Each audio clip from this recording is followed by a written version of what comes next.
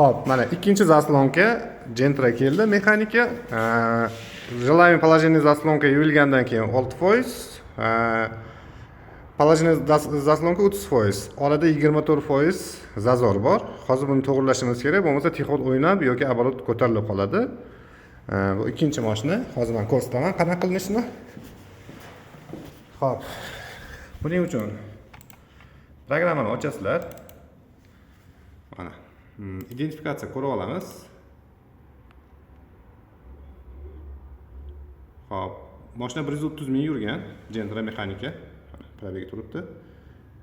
Обучение zaslonkani bosamiz. Drosselniy zaslonka. Bosdik. Xo'p, yozyapti.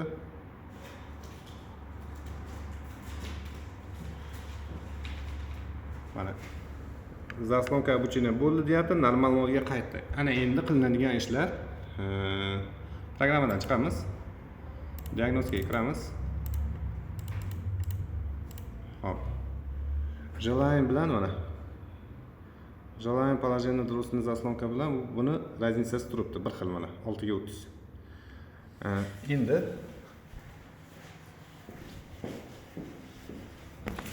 bu zamok ochiq turgan holatda bu shtekini chiqaramiz. Mana. Chiqardik. 1 2 3 4 5 bo'ldi. Qo'ydik. Mashina zamok yonoq. Mana, bir xil bo'ldi. Ko'rdinglar-a? Ana endi qiladigan ishimiz mashinani o'chirib bitta zavat qilamiz. Ashkalarni o'chiramiz. Yangi tablo.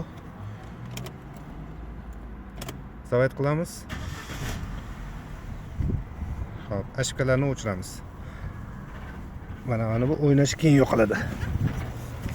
Hozir boshda qaltirayapti. Ashka bitta zibros beramiz. Agar bo'lsa, bo'lmasa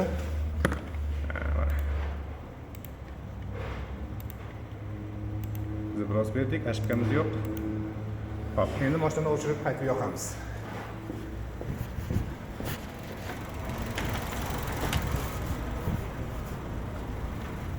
Mana. Mashina qaltirayapti. O'chirdik. Endi zavat qilamiz.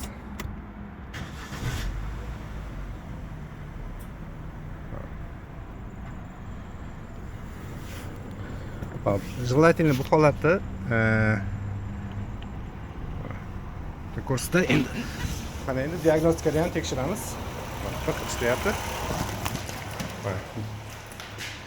Diagnostikada ham bir xil bo'ldi mana. 16-15%, 13% tushyapti mana. Ikkalasida o'rtasidagi zazor yo'qoldi. Xuddi shu holatda qilasizlar. Programmani ishlatish holati shunaqa bo'ladi mana. Bir xil bo'ldi уже. Endi bir xil bo'lgandan keyin bu tixot o'ynashi, оборот ushlab qolishi yo'q bo'ladi uni. 11 ga 11 bo'ldi mana.